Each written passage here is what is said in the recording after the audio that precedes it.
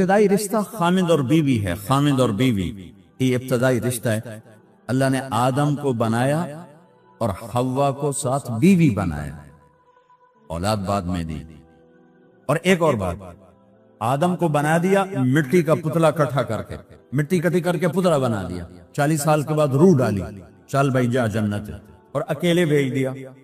بیوی نہیں تھی، حالانکہ اللہ چاہتا تو ساتھ ہی حضرت حوا کی مٹی کا ڈھیر بھی لگا دیتا، اس کا پتلا بھی تھپ دیتا، فرشتوں سے تھپوا دیتا، اور پھر 40 سال کے بعد دونوں کو کٹھا جنت میں ڈالتا. بہت سارے پیغام اس میں، بہت سارے پیغام. تاخیر ساتھ نہیں بنایا، دیر سے بھیجا. انتظار قدر کو بڑھانے کے لیے کہ عورت کی قدر کرنا. کمزور ذات ہے، کمزور مخلوق ہے، قدر کرنا. دوسرا، پہلے دن پتلا نہیں بنایا کہ ننگا پڑا ہوا ہو. عورت کا پتلا ننگا ہو، مٹی کا ہو، پتھر کا ہو، تو اس میں کیا کشش؟ تو ان مرد کے لیے کشش کوئی نہیں، تو فرشتوں کو کیا کشش تھی؟ پہلے دن سے عورت کو پردے میں بنایا، بے پرد نہیں کیا، بے پرد نہیں کیا. اس کا پتلا نہیں بنایا، اسے ننگا نہیں چھوڑا، اس کو پہلے دن سے کورڈ. اور کیسے بنایا؟ فرشتوں کو کی آنکھوں پہ پردہ اور آدم کو سلا دیا. آدم علیہ السلام سوئے ہوئے ہیں، فرشتوں کی آنکھوں کے سامنے پردہ ڈال دیا گیا. جب آدم اٹھے ہیں، اور ایک اور بات، جنت میں رہ کر بھی آدم علیہ السلام کا دل نہیں لگتا تھا، اداس اداس رہتے تھے. اماں آئی تو بابے دا دل لگا، تو اداس رہتے تھے جنت میں. جب آنکھ کھلی تو اپنے لیفٹ سائیڈ پہ ایک خاتون، سر سے لے کر پاؤں تک لباس میں. آپ نے سنا ہے نا، یوسف علیہ السلام دنیا میں سب سے خوبصورت ہستی پیدا کیے گئے. یہ مردوں میں، عورتوں میں سب سے خوبصورت حضرت حوا کو پیدا کیا. کون ہے؟ کہتے ہیں اللہ کی آدم تیری بیگم. کون ہے تیری بیگم؟ نکاح پڑھایا، پھینکا آدم مہر ادا کرو. تو نے پوچھا کیا مہر دوں؟ تو وہاں تو سونا چاندی ڈھیر لگے پڑے. اللہ تعالیٰ کہتے 10 من سونا چاہ کے دے دے. میرے اللہ نے کہا تیری نسل میں میرا آخری حبیب آنے والا ہے، اس پہ ایک دفعہ درود پڑھ دے، یہ مہر ہے. سیدھے ہاتھ میں برکت ہے. پیدا کیا الٹی طرف سے. الٹی طرف سے کیوں پیدا کیا ہے؟ کہ الٹی طرف دل ہے، اور دل کے نیچے جو پسلی ہے وہاں سے پیدا کیا. اس میں پیغام کیا دیا کہ عورت جس روپ میں ہو، پہلا روپ اس کا بیوی بنا، پھر وہ ماں بنی، پھر اس آگے بیٹی کا روپ ہے، پھر بہن کا روپ ہے، پھر خالہ ہے، پھوپھی ہے، دادی ہے، نانی ہے، ساس ہے. جس روپ میں بھی عورت ہے اس کو دل کے قریب جگہ دو. یہ دل کے نیچے سے پیدا کرنے میں یہ پیغام دیا گیا ہے. اسے ذلیل نہ کرو، اسے خوار نہ کرو، اسے بے عزت نہ کرو، اس پر شدت نہ کرو. پہلا بنیادی رشتہ خامند اور بیوی ہے، اور آخری رشتہ بھی خامند اور بیوی ہے.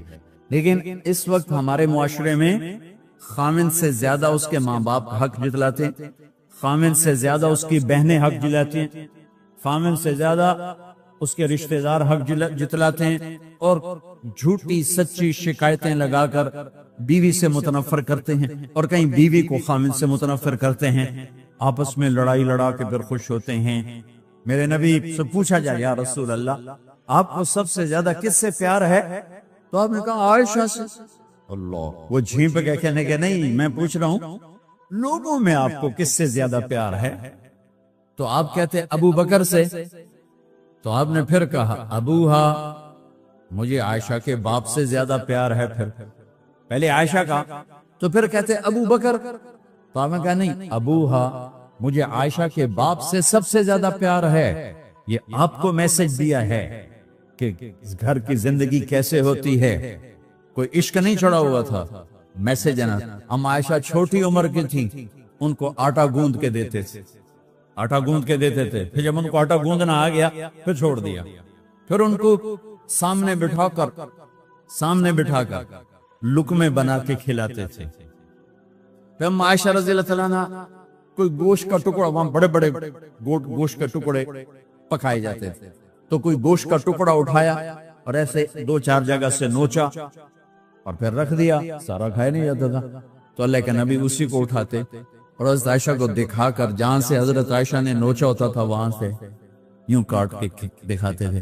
پھر حضرت عائشہ رضی اللہ عنہا نے گلاس اٹھایا پانی پینے کے لیے, جہاں ہونٹ لگائے پہ گلاس رکھ دیا. بڑے بڑے گلاس ہوتے تھے تو حضرت ہمارے نبی اٹھاتے تھے, جہاں عائشہ کے ہونٹ لگے ہوتے تھے وہاں ہونٹ لگا کے پانی پیتے تھے. یہ آپ کو سکھانے کے لیے ہے. اپنے گھر والوں کے ساتھ بیٹھ کے کھانا کھاتا, یہ میرے نبی کی معاشرت ہے, یہ میرے نبی کی زندگی. گھر میں جھاڑو دیتے, اپنے کپڑے خود دھوتے, کوئی چیزیں بکھری پڑی ہوتی تو بیوی کو نہیں ڈانٹتے, خود اٹھ کے سیٹ کر کے رکھ دیتے. گھر والوں کے ساتھ مل کر برتن دھوتے, صفائی کرتے, گھر والوں کے ساتھ مل کر. یہ میرے نبی کی ایک خوبصورت زندگی ہے. بھائیوں بہنوں, ہم بھلا چکے ہیں بیوی کے لیے خامند کو سب سے بڑا حقدار. بعضی لڑکیاں ایسی نادانی کرتی ہیں کہ شادی کے بعد بھی اپنے ماں باپ کی آنکھ کو دیکھ کے چلتی ہیں. شادی کے بعد سب سے بڑا حق خامند کا ہے. شادی کے بعد سب سے بڑا حق خامند کا ہے. ماں باپ پیچھے چلے جاتے ہیں, بہن بھائی پیچھے چلے جاتے ہیں, لیکن یہ نادانیاں بھی دیکھنے کو ملتی ہیں کہ شادی کے بعد بھی ماں باپ اپنی بچی کو اپنے قابو میں رکھنے کی ترتیبیں سوچتے ہیں تو وہ بھی اپنی بچی کا گھر برباد کر دیتے ہیں. میرے نبی سے پوچھا گیا, یا رسول اللہ, عورت پر سب سے زیادہ کس کا حق ہے؟ تو آپ نے فرمایا اس کے خامند. ایک خاتون ہے, یا رسول اللہ میری شادی ہو رہی ہے تو میرے اوپر میرے خامند کا کیا حق ہے؟ تو آپ نے ارشاد فرمایا, تیرے خامند کے جسم پر زخم ہو, زخموں میں پیپ پڑ جائے اور تو اپنی زبان سے چاٹ کے زخم صاف کرے تو تو نے اپنے خامند کا حق ادا نہیں کیا. خامند کو سمجھایا کہ سب سے بہترین مسلمان وہ ہے جو بیوی سے اچھا سلوک کرتا, اور میرا سب سے اچھا سلوک ہے اپنی بیویوں کے ساتھ. یعنی قاب قوسین او ادنا آپ کا مقام ہے. اللہ پاک کا دیدار اپنی آنکھوں سے کیا ہوا ہے, اور آپ ہمیں معاشرت سکھا رہے ہیں کہ ایک جہاد کے سفر سے واپس آ رہے ہیں. اما عائشہ ساتھ ہیں تو آپ نے صحابہ سے کہا بھئی آگے چلے جاؤ. وہ سارے آگے چلے گئے. جب سارے نظروں سے غائب ہو گئے تو آپ نے کہا, عائشہ دوڑ لگاؤ گی میرے ساتھ؟ عائشہ نے نہیں کہا, میرے نبی نے کہا دوڑ لگاؤ گی.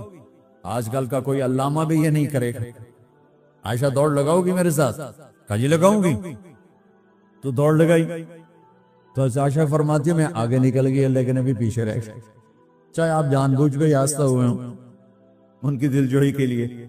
کچھ سال گزر گئے, پھر جہاد کے سفر سے واپسی ہو رہی ہے تو آپ نے صحابہ سے کہا بھائی آگے چلے جاؤ. وہ سارے آگے چلے گئے, غائب ہو گئے. عائشہ دوڑ لگائیں؟ کہا جی لگائیں. تو فرمایا کہ ان دنوں میں ذرا موٹی ہو گئی تھی, جب دوڑ لگائی تو اللہ کے نبی آگے نکل گئے. تو پھر آپ نے کہا عائشہ ہذہ بتلکا, عائشہ اب تیرا میرا حساب برابر ہو گئے. اس دفعہ تو آگے نکل گئی, آج میں آگے نکل گیا. یہ میرے نبی کی معاشرت ہے کہ بھری محفل میں کہہ رہے ہیں مجھے عائشہ سے سب سے زیادہ پیار ہے. اور عرب میں عیب تھا, جیسے ہمارے ہاں بھی عیب ہے کہ کوئی بھری محفل میں کہ مجھے بیوی سے سب سے زیادہ پیار. تو تیری ماں کتنے گئی؟ ماں کا اور خانہ ہے, بیوی کا اور خانہ. ماں کی اور جگہ ہے, بیوی کی اور جگہ ہے. تو میں آپ سب سے کہتا ہوں ماں باپ کی وجہ سے بیویوں پہ زیادتی نہ کرو, بیوی کی وجہ سے ماں باپ پہ زیادتی نہ کرو.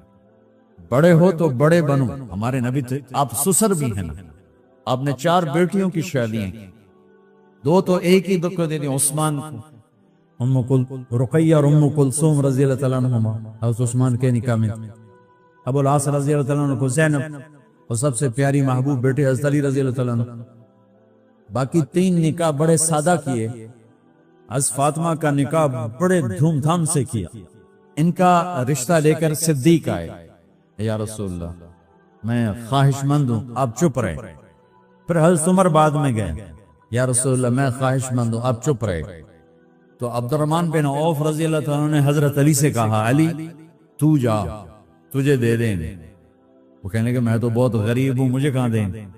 حضرت علی کا ذاتی گھر بھی نہیں تھا, کسی سے ایک کوٹھا مانگ کے اس میں رہ رہے تھے مدینہ میں. کہا نہیں تو جا. تو یہ مسجد میں پہنچے, اللہ کے نبی کو دیکھا تو ایسا روب طاری ہوا کہ بولے ہی کچھ نہیں. اللہ کے نبی کو تو پتا ہے کہ کیا ہے اور کس لیے ہے. صاحب نے کہا علی کیسے آئے؟ چپ. لگتا ہے فاطمہ کے رشتے کے لیے آئے ہو؟ جی ہاں. صاحب نے کہا انشاءاللہ. اتنا کہا انشاءاللہ اور چپ ہو گئے. تو حضرت علی چپ کر کے اٹھ کے باہر آ گئے. صحابہ باہر کھڑے ہوئے تھے تو کہنے لگے یار دیکھا نا میں تمہیں پہلے ہی کہتا تھا مجھے نہ بھیجو. انکار ہو گیا, بولے ہی کچھ نہیں. تو حضرت عبد الرحمن بن عوف کہنے لگے جنہوں نے بھیجا تھا کچھ تو کہا ہوگا کہ بس انشاءاللہ کہا. کہا تو اللہ کے بندے ہاں ہو گئی. نبی کی انشاءاللہ ہاں ہوتی ہے, یہ ہاں کیوں نہیں کی؟ سبحان اللہ, اللہ اکبر. یہاں کیوں نہیں کی؟ گھر گئے.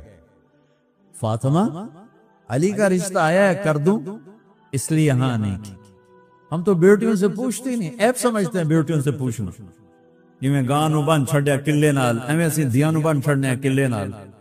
مجھے ایک اپنی مطلب برادری لیول کے ایک خاتون کا فون آیا کہ مولانا پڑھایا مجھے لاہور میں اچھے کالجوں میں, اور میری منگنی کرتے وقت مجھ سے پوچھا ہی نہیں, اور ایک شرابی سے منگنی کر کے مجھے اطلاع دیا سی تیری منگنی کر چھڑی ہے, فلانی تاریخ نو تیرا نکاح بھی ہونا ہے. مجھے آج تک گلہ ہے, پوچھ لیتے. اگر نہیں پوچھا تھا چلو میں نہ ساڑھے پنجاب وچ کوئی نہیں پوچھ دے, گاں مجھ دی طرح ٹور چھڑ دیں تو چلو اتنا تا ویکھ لیندے بھی کم از کم شراب تا نہ پیندا ہویا. ایک شرابی نال میرا نکاح کر چھڑ, ساری زندگی اڈیاں رگڑ رگڑ میری گزر گئی. علی جیسا رشتہ آیا ہو تو اوپر سے حکم بھی آ چکا ہو کہ علی کو ہی دینا ہے, تو پھر آپ فاطمہ سے پوچھیں فاطمہ تیرا رشتہ آیا ہے علی کا کر دوں؟ حضرت فاطمہ نے ہاں کی تو پھر مسجد تشریف لائے. یہ آپ کو معاشرت سکھائی جا رہی کہ بیٹیوں سے بھی پوچھو, زندگی انہوں نے گزارنی ہے, تم نے تو نہیں گزارنا. بس میری غیرت دا سوال ہے, میں اتنا ہی کرنا نہیں تھا بیٹھی رہے. میری اپنی فیملی میں اتنی عورتیں بوڑھی ہو کے قبروں میں چلی گئیں, بس اتنا ہی کرنا نہیں کرنا تھا بیٹھی رہے, وہ بیٹھی رہ گئیں. یہ ظلم و ستم ہے جو تمہاری عدالت میں بھی نہیں آتا, کوئی کیس بھی نہیں ہوتا, لیکن اللہ کی عدالت میں کیس درج ہو چکا ہے کہ میرے نبی نے علی جیسے داماد کے لیے بھی پہلے پوچھا, حالانکہ اوپر سے اشارہ ہو چکا ہے. ابھی بتاتا ہوں میں. فاطمہ بیٹی علی کا رشتہ ہے کر دوں؟ انہوں نے کہا کر دیں. پھر کہا بلاؤ. پھر علی آئے, کہا علی جمع کرو لوگوں. مسجد ساری بھر گئی تو آپ ممبر پر تشریف فرما ہوئے. حضرت علی کو ایسے سامنے بٹھایا کہ لوگوں مجھے جبریل اللہ کی طرف سے پیغام دینے آئے ہیں کہ میں اپنی بیٹی فاطمہ کا نکاح علی کے ساتھ کر دوں. آسمان سے وحی بھی آئی ہو اور پھر بھی پوچھا جائے, یہ میرے نبی کی معاشرت ہے. ہم تو پوچھنا عیب سمجھتے, اسے ذلت سمجھتے. پھر آپ نے اتنا بڑا اہتمام کیا. مسجد نبوی پرانی جو آپ کے زمانے کی تھی, بہت بڑا ہال تھا, اس کا بھرا ہوا تھا. آپ نے سب کو شہد کا شربت پلایا, خود نکاح پڑھایا, نکاح کا خطبہ پڑھ کیا. پھر کہا علی میں نے فاطمہ بنت محمد کو 400 درم مہر کے عوض تمہارے نکاح میں دیا, تو نے قبول کیا؟ انہوں نے کہا کہ میں نے قبول کیا, اور سجدے میں چلے گئے اور زور سے دعا مانگی, رب اوزعنی ان اشکر نعمتک اللتی انعمت علی وعلی والدی وان اعمل صالحا ترضاہ واصلح لی فی ذریتی انی تبت الیک واننی من المسلمین. میرے نبی نے کہا آمین, زور سے کہا آمین. نکاح ہو گیا. رخصتی ہوئی 6 مہینے بعد, 1 مہینے بعد, 1 سال بعد. 3 روایات ہیں, فوراً 4 روایات, لیکن زیادہ صحیح ہے دیر کے بعد, فوراً نہیں ہوئی.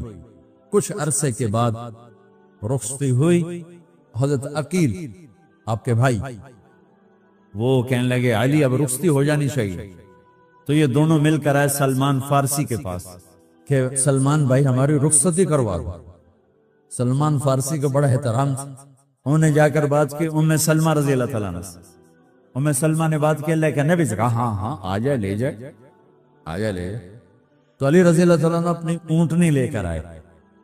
تو حضرت علی کا گھر وہ کرائے پر گھر تھا ایک کونے پر، تو وہاں اسماء بنت امیس اور ام ایمن گئیں اور اس کے فرش کو لیول کیا، فرش میں سرخ مٹی ڈال کے اس کو لیول کیا اور دیواروں کی پوچا پاچی کی اور وہاں کھوٹیاں لگائیں کپڑے ٹانگنے کے لیے۔ آپ نے حضرت عائشہ اور حضرت ام حبیبہ، حضرت ام سلمہ سے فرمایا تمہیں پتہ ہے نا مجھے فاطمہ سے کتنا پیار ہے، اسے دلہن بناؤ۔ دلہن بنانا بھی سنت ہے، دلہن بناؤ، سو دلہن بناؤ۔ تو آپ کو دلہن بنایا گیا۔ پھر علی رضی اللہ تعالیٰ عنہ تشریف لائے سلمان فارسی اور عقیل کے ساتھ، اونٹنی کو دروازے پر بٹھایا تو آپ نے علی کا ہاتھ پکڑا، اندر تشریف لے گئے اور فاطمہ کا ہاتھ پکڑ کے علی کے ہاتھ میں دیا اور کہا بیٹی مجھے اپنے خاندان میں جو سب سے زیادہ محبوب تھا میں نے تیرا ہاتھ اس کے ہاتھ میں دیا ہے۔ پھر کہا علی تجھے نبی کی بیٹی مبارک، نبی کی بیٹی مبارک۔ پھر آپ نے سے پیالے میں پانی منگوایا اور اس میں آخری 2 سورتیں پڑھ کے دم بھی کیا، تھوک بھی ڈالا، پھر اس میں سے انگلیاں ڈال کے ان کے سینے پر چھڑکا تو دونوں پی لو، دونوں کو پلایا۔ پھر باہر تک چھوڑنے آئے، حضرت علی نے آپ کو اونٹنی پہ بٹھایا، آپ نے 2 عورتوں کو ساتھ بھیجا، ام ایمن اور اسماء بنت امیس۔ یہ چھوٹی سی بارات جا کر علی کے گھر اتری اور آپ نے حضرت علی سے فرمایا کہ میں عشاء پڑھ کے آؤں گا، میرا انتظار کرنا ہے۔ تو عشاء کی نماز کے بعد آپ تشریف لے گئے، آپ نے دوبارہ پیالے میں پانی منگوایا اور اس پر آخری 2 سورتیں پڑھ کے دم کیا، پھر ان کے سینے پر چھڑکا، یہاں بازوں پر چھڑکا اور کمر پر چھڑکا اور دعا دی اللہم اسد جدہما وجمع شملہما وبارک علیہما واخرج منہما ذریۃ صالحہ۔ یہ دعا دی آپ نے اس وقت کہ میرے مالک ان کے جمع ہونے میں برکت عطا فرما اور ان کو سعادت عطا فرما اور ان کو نیک اولاد عطا فرما۔ یوں میرے نبی نے اپنی بیٹی کو رخصت فرمایا۔ اگلے دن آپ نے حضرت علی کو بلا کے فرمایا علی ولیمہ بھی کرنا ہے۔ کہنے لگے یا رسول اللہ میرے پاس تو کچھ نہیں۔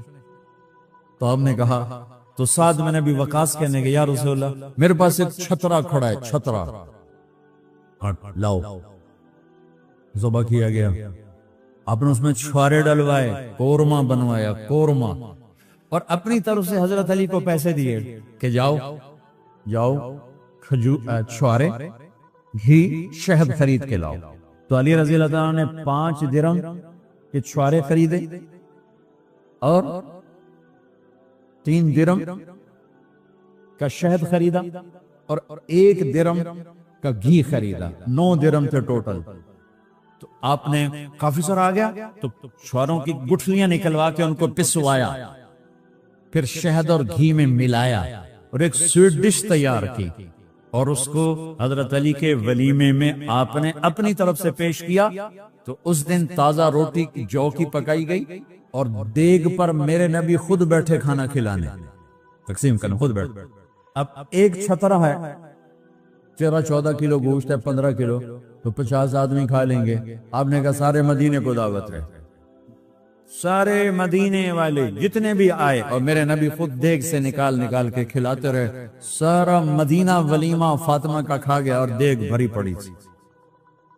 تو ولیمے میں تکلف جائز ہے، سادگی بھی جائز ہے، سادگی بھی سنت ہے، تکلف بھی سنت ہے۔ ہاں جو ہماری خرافات ہیں، فضولیات ہیں، یہ تباہ کن ہیں، ان سے بچنا بڑا ضروری ہے۔ اور بھائیو کسی کی شادی ہو، اس بچے کی ہو رہی ہے، یہ افسر ہے، ایک ریڑھی والے کی ہو، کسی بھی گھر کی آبادی کا ایک ہی سبب ہے، وہ میٹھا بول ہے، وہ اچھا سلوک ہے۔ جس کی بیٹی کو لے جا رہے ہو اسے عزت دینا، اور یہ جو جا رہی ہے یہ ان کو اپنا ماں باپ سمجھے، اپنے خامن کے ماں باپ کو اپنے ماں باپ سمجھے۔ جاتے ہی لکیریں لگانا نہ شروع کر دے، میں نو وکھرا کرتے نو ایدے کرتے نو ایدے کر۔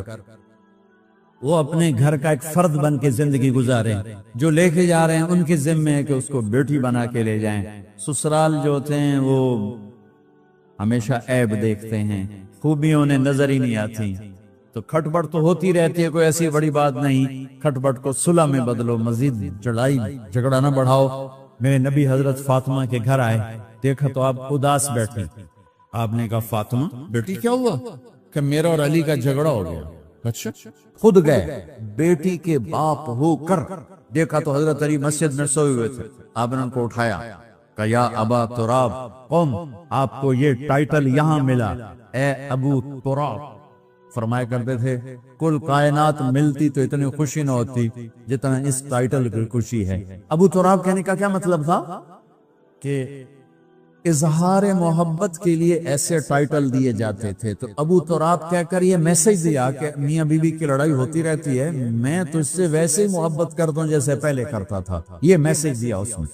اب حضرت علی کو لائے اٹھا کر اور گھر میں تشریف لائے، نہ علی کی سنی نہ فاطمہ کی سنی۔ ہاں بھئی علی کی مسئلہ ہے، ہمیں فاطمہ کیا مسئلہ ہے؟ یہ مسئلے سن کے بھی زیادہ لڑائی ہو جاتی، صلح کراؤں والے بھی آپ ہو دو چار لتر مار کے آگے دے۔ تو میرے نبی نے کیا کیا؟ سبحان اللہ، زمین پر لیٹ گئے، ادھر علی کو لٹایا، ادھر فاطمہ کو لٹایا، علی کا ہاتھ اپنی ناف پہ رکھا، فاطمہ کا ہاتھ ان کے ہاتھ پہ رکھا، اور بیٹی کے ہاتھ پر اپنا ہاتھ رکھا۔ پھر فرمایا کہو ہماری صلح ہو گئی، علی کہو، فاطمہ کہو۔ دونوں نے کہا ہماری صلح ہو گئی۔ آپ اٹھے، خوش خوش باہر آئے، چہرہ ایسے گلاب کے پھول کی طرح۔ صحابہ نے عرض کی یا رسول اللہ آج آپ بڑے خوش نظر آ رہے ہیں۔ فرمایا علی و فاطمہ کی صلح کرا کے آ رہا ہوں۔ تو کھٹپٹ ہو جانا تو کوئی بڑی بات نہیں ہے، مطلب یہ وہ گھر ہے، میں اس گھر کی کیا تعریف کر سکتا ہوں۔ تو میں آگے کا ایک قول سنا دیتا ہوں ابن عباس کا، کہ جنت میں نور کی چمک اٹھے گی، سارے جنت ہی کہیں گے یہ نور کیسا نور ہے بھائی جو ساری جنت کے نور پر چھا گیا؟ تو فرشتے بتائیں گے کہ جنت الفردوس میں علی و فاطمہ بیٹھے ہیں، کسی بات پہ ہنسے ہیں، ان کے دانتوں سے جو نور نکلا ہے اس نے جنت کو روشن کر دیا۔ لیکن کھٹپٹ یہاں بھی ہو گئی، ان سے بڑا گھر میرے نبی کا ہے، وہاں بھی کھٹپٹ۔ ایک دفعہ آپ نے حضرت عائشہ سے کہا مجھے پتہ لگ جاتا جب تم مجھ پہ ناراض ہوتی ہے، مجھے پتہ چل جاتا ہے۔ انہوں نے عرض کی یا رسول اللہ آپ کو کیسے پتہ چلتا ہے؟ کہ جب تو مجھ پہ ناراض ہوتی ہے نا تو قسم اٹھاتے ہوئے کہتی ہے ابراہیم کے رب کی قسم، اور جب مجھ پہ راضی ہوتی ہے تو پھر تو قسم اٹھاتے ہوئے کہتی ہے محمد کے رب کی قسم۔ کہ ایسے مجھے پتہ چل جاتا ہے جب تو کہتے ہیں نا ابراہیم کے رب کی قسم، تو مجھے پتہ چل جاتا ہے کوئی کھٹپٹ ہو گئی ہے۔ تو نبی کے گھر میں بھی ہو جاتی ہے، یہ مسئلہ تو ختم ہوگا جنت میں۔ ہمارے ذمہ ہے کہ ان چیزوں کو کم کریں، یہ ایک میرے نبی کی معاشرت ہے میرے بھائیو، اسے سیکھو، اسے سمجھو، اسے پڑھو۔ تو بھائیو میرا نبی ایک زندگی دے کر گیا ہے، یہ چونکہ شادی کا موقع ہے اس کو میں نے تفصیل سے بیان کیا ہے، اس کی تفصیل بیان ہی نہیں کی جاتی، یہ اتنی ضروری ہے جتنی نماز ضروری ہے۔ نماز تو 5 وقت پڑھیں گے، زندگی 24 گھنٹے روپ بدل رہی ہے، ہر روپ میں میرا نبی کیا چاہتا ہے اس کو سیکھو، اس کو سمجھو، کرو گے اللہ آپ کو چمکائے گا، بنائے گا۔ اپنی کمائیوں میں حلال لاؤ، حرام سے بچو۔ جج بھی بیٹھے ہیں، وکیل بھی بیٹھے ہیں، کسی ظالم کے وکیل نہ بنو۔ وَلَا تَقُلْ لِلْخَائِنِينَ خَصِيمًا۔ آپ کو ایک آیت میں جوڈیشری، جج، مقننہ اور وکلاء کا پیغام اللہ کا سنا دیتا ہوں۔ اِنَّا أَنزَلْنَا إِلَيْكَ الْكِتَابَ بِالْحَقِّ لِتَحْكُمَ بَيْنَ النَّاسِ بِمَا أَرَاكَ اللَّهُ وَلَا تَقُلْ لِلْخَائِنِينَ خَصِيمًا۔ مقننہ، قانون ساز، تو اِنَّا أَنزَلْنَا إِلَيْكَ الْكِتَابَ بِالْحَقِّ، قانون بنانے کا حق اللہ کو ہے، اللہ کے قانون کو اپناؤ۔ آگے جج حضرات، فَحْكُمْ لِتَحْكُمَ بَيْنَ النَّاسِ بِالْحَقِّ، ججوں کو حکم ہے کہ حق فیصلے کرنا، بک نہ جانا، دب نہ جانا، حق کے فیصلے کرنا۔ تیسرا وکلاء کو وَلَا تَقُلْ لِلْخَائِنِينَ خَصِيمًا، ظالم بددیانت کی وکالت کے لیے کھڑے نہ ہو جانا ورنہ مارے جاؤ گے، مارے جاؤ گے۔ وَلَا تَقُلْ لِلْخَائِنِينَ خَصِيمًا، ان کے لیے دلائل قائم نہ کرنا ورنہ ہلاک و برباد ہو جاؤ۔ تو بھائیو یہ نکاح کو ذرا میں نے تفصیل سے بیان کیا ہے کہ یہ زندگی ہے جس کو سیکھنا ہے حلال کماؤ، بچوں کو حلال دو، بیوی کو حلال دو۔ اللہ کی قسم حرام سے کبھی بہار نہیں آتی اور حلال پہ کبھی خزاں نہیں۔ حلال کھانا، حلال کھلانا تو تم شاد و آباد رہو گے۔ اللہ میں عمل کی توفیق بخشے۔